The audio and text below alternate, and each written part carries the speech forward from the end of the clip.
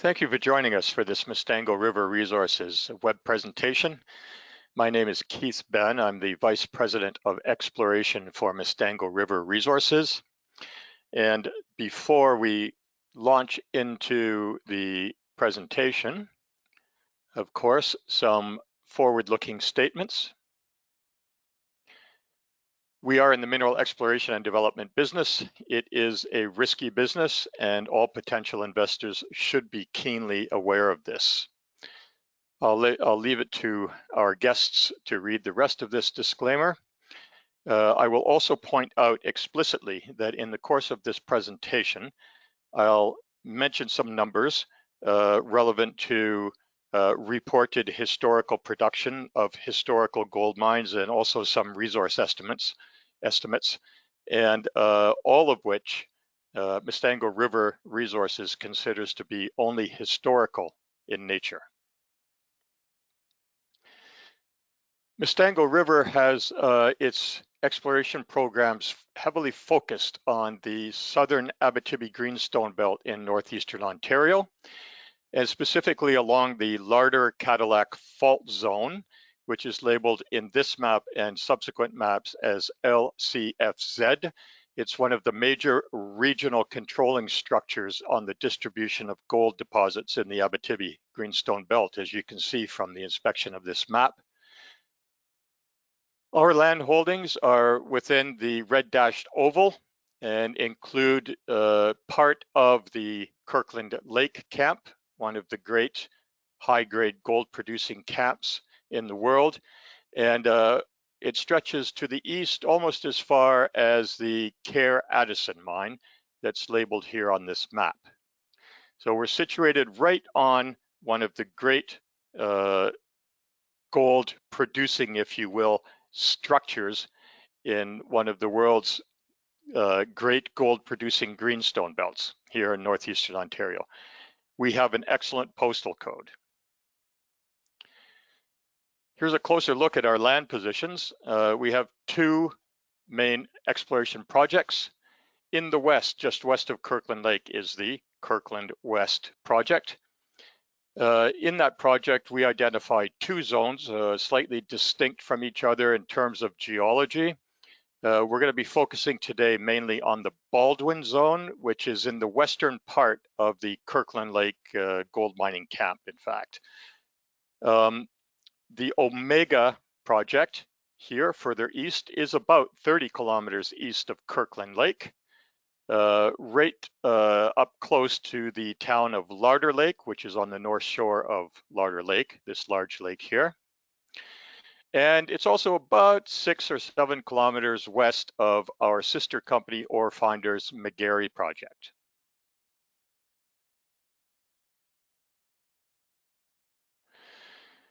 Let's start by looking at the Baldwin Zone in the Kirkland West project. The Baldwin Zone geologically is really in the western part of the Kirkland Lake camp. The Baldwin properties, well, all of the Kirkland West properties are outlined in orange here. The part of the Baldwin Zone that we're going to be focused on today is inside this blue rectangle right in here. This map was compiled to illustrate specifically that we really are in the same geological and structural context as the Kirkland Lake mining camp. The two rock units that are illustrated here are the Temiskaming assemblage metasedimentary rocks, which characterize the Kirkland Lake mining camp, as well as intrusive rocks hosted by those metasedimentary rocks that are in general cyanidic in nature and that are often associated with or host gold in the Kirkland Lake camp. These are the two main rock types that we're interested in. We also have a historical mine in the Baldwin Zone. It's the Baldwin Mine. It's not situated right within the Temiskaming metasedimentary rocks, but right on the Larder Cadillac Fault Zone that separates the structurally overlying metavolcanic rocks to the south from the metasedimentary rocks to the north. This is illustrated in this figure here in the right part of the slide. This is a 1940s vintage combination of level plan in the top part of the figure. That's at 300 feet depth. It's the third level in the Baldwin mine. And a south on the left to north on the right cross section looking west through the Baldwin mine. And without going into too much detail, because there is a lot of detail in these figures, to the south here and dipping to the south, you have the metavolcanic rocks just outside of the metasedimentary basin, and the dotted texture here is the Temiskaming Group sedimentary rocks, most typical of the Kirkland Lake mining camp. And the mine itself is situated right on the contact between the two, which is in fact at least one component of the large complex Larder Cadillac fault zone.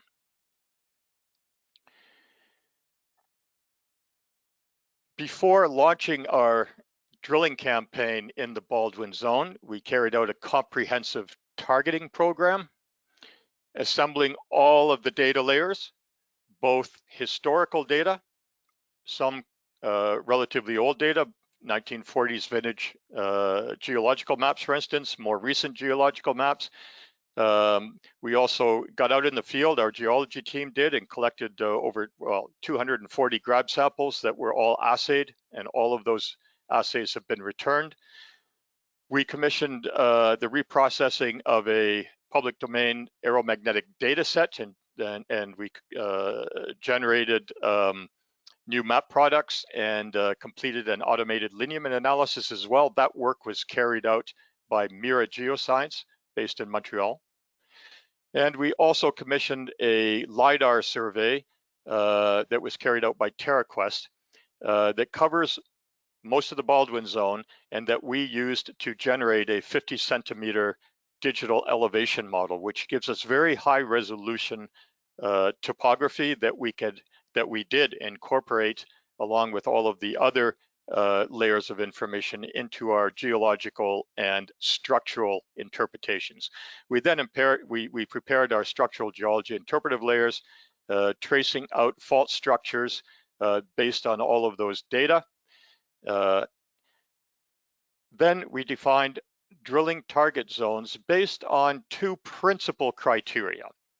One is the presence of cyanidic intrusive bodies, especially associated with our interpreted fault structures. This is a fairly typical environment for gold in the Kirkland Lake camp. And we also identified intersections of major faults belonging to a couple of different fault sets, one east-northeast trending and the other northeast trending. Intersections of faults, of course, are very interesting because they are zones of potential extensive fault damage, fracturing and shearing that could localize extensive circulation of hydrothermal fluids that can deposit veins and sulfides and gold. A couple of photos of the mapping and grab sampling and the rocks that we found during that work in the Baldwin Zone. Here in the left photograph, Charles Baudry and Antoine Schwartzman from Mistango River Resources, hard at work in the field. It's not surprising, being in the Kirkland Lake camp, which is one of the world's great mining camps and has been for 100 years, there are lots of historical pits and trenches that we come across out in the field, some of them flooded with water, like you see in the left-hand photograph, and some of the trenches not flooded with water that we could access to sample. That photograph in the lower right-hand part of the slide is a sheared cyanidic rock with quartz veins and lots of sulfide minerals in it. These are the kinds of rocks that we're looking for. They're fairly abundant. What we need to do, of course, is to drill holes into the subsurface to look for the gold deposits in these rocks. These rocks on the surface have been heavily picked over. This area is probably one of the most heavily prospected areas on the face of planet Earth. The odds that you're going to discover a high-grade gold deposit breaking a rock in a trench on the surface are not high. But we can use what we see on the surface and the assays that we get from our samples to help guide us, along with lots of other information, to plan our drill holes and seek out the next high-grade gold deposit in the Kirkland Lake camp. This figure shows the result of our structural interpretation and our drill hole planning. The base map here is the high resolution digital elevation model. In purple, you have the outlines that were digitized for cyanidic intrusive bodies taken from multiple map sources. Excuse me. The black traces are the interpreted fault structures. The Baldwin mine is indicated here and labeled. It's the yellow dot. The Larder Cadillac Fault Zone is a rather thick and complex zone composed of east-northeast trending structures here that straddle the Blanche River. And I've also labeled here as MBF, the potential continuation of the main break fault from the Kirkland Lake camp further to the east. This is one of the main gold controlling fault structures within the Kirkland Lake camp. And we think that we may have the continuation or equivalent of that structure within the Baldwin property, as well as a very complex array of faults here that appears to form a linkage zone between the potential main break fault and the Larder Cadillac fault. Our drill holes, the collars, are shown as black dots, and the gray traces are the projections of the planned drill holes below the digital elevation model. We planned about 10,000 meters of drilling. Nearly 2,500 meters of that have been completed. We kicked off the drilling on November the 3rd. Those 2,500 meters represent 5 drill holes that are within this blue dashed oval here. We started drilling underneath of and proximal to the Baldwin mine for obvious reasons. We expect to finish up our drilling south of the Blanche River in this part of the Larder Cadillac fault structure here. There are 9 drill holes in total. To finish that up before the end of January, and we'll then be moving north of the Blanche River into the Temiskaming metasedimentary rocks proper, where we'll drill off the other 20 planned drill holes. So far, about 1,500 samples have been shipped.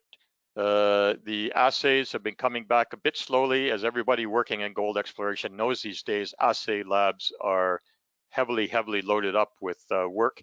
We're hoping now that 2021 has kicked off, and we're starting to get through the whole period of COVID. We all hope that we will start receiving assays at a greater rate. To finish up with Baldwin, a couple of photographs of some beautiful rocks. These are the kind of rocks we're hoping to drill south of the Blanche River. The top here is an example of rocks deformed in the Larder Cadillac Fault Zone. These are metavolcanic rocks, very strongly sheared, quartz carbonate veining, lots of pyrite, especially here. You can see where I'm circling this or indicating the pyrite with my cursor, and some traces of arsenopyrite as well on these rocks. That's from hole number 3. Hole number 5, we were expecting to hit some cyanidic intrusive rocks somewhere between about 200 and 250 meters depth, and we did. This is a heavily hydrothermally altered cyanidic rock, this red rock, heavily silicified, quartz carbonate veining, pyrite rich. The pyrite is very fine grained here. It doesn't jump out at you, but it's there. There's at least 5% pyrite, probably as much as 10% in that particular photograph. And these are very interesting rocks, and we're waiting anxiously to get the assays back, probably within about a week or so of the recording of this web presentation. So let's move on to the Omega project. Again, about 30 kilometers east of Kirkland Lake, about 5 to 6 kilometers west of the McGarry project that is being explored by our sister company Ore Finders, and about 9 kilometers west of the 11 million ounce producing Kerr Addison mine, which is hidden behind this legend over here. 2 blocks of properties, the Omega mine property here, fairly heavily explored, but still with lots of upside, and the southwest zone here, much less explored and with lots and lots of potential. You can see the Larder Cadillac Fault Zone runs right through the Omega mine property. That's where the Omega mine is situated on that fault structure. And it also takes a bend here and runs through the northern part of our southwest group of properties. This is very prospective land. The historical mine produced over 200,000 ounces of gold as reported in the 1920s and the 1930s and into the 1940s. There was a resource estimation generated in 2013 with indicated and inferred resources totaling a little over 500,000 ounces. This is a historical resource estimate. We do have 30,000 plus meters in our drill hole database, and there's significant upside potential here, obviously. One last point about the Omega project is that we are just hundreds of meters north of the main highway running through the area, and access to the electrical power grid is immediately available. A couple of photographs to show the mineralized rocks. These are historical drill holes from the resource domains in the Omega resource area. Metasedimentary rocks for the most part that are mineralized. Siltstone in the top left-hand photograph, and in the bottom right part of the slide, the photograph is a sheared mudstone that returned 12 grams per ton. Very nice numbers.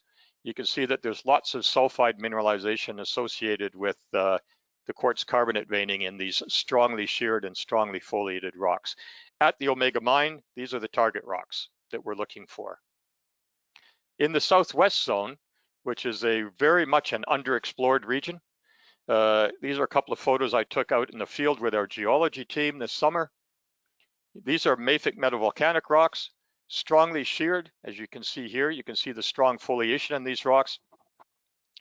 The red alteration, or the red weathering, is iron carbonate. These rocks are heavily veined with quartz carbonate veins, lots of pyrite, lots of deformation, and veins, both transposed narrow veins like you see here, and thicker quartz carbonate veins, also with iron carbonate in them as well. We're going to be doing a significant amount of drilling along the Larder Cadillac fault zone in the southwest block of properties later on this year. We are planning to kick off our drilling campaign in the at the Omega project in the second quarter of 2021. These are our initial exploration target zones at Omega. Quickly, Zone A. Oh, by the way, I'm sorry, I should back up a bit. This is a first vertical derivative aeromagnetic map you're looking at. And the dashes or line segments that you see overlying it are generated by the automated lineament analysis, which indicates to us that even though the Larder Cadillac fault zone takes a hard turn to the southeast here at the Omega resource, there could be a splay to the northeast here, and there's no drilling on that structure at all. So that will be one of our main targets.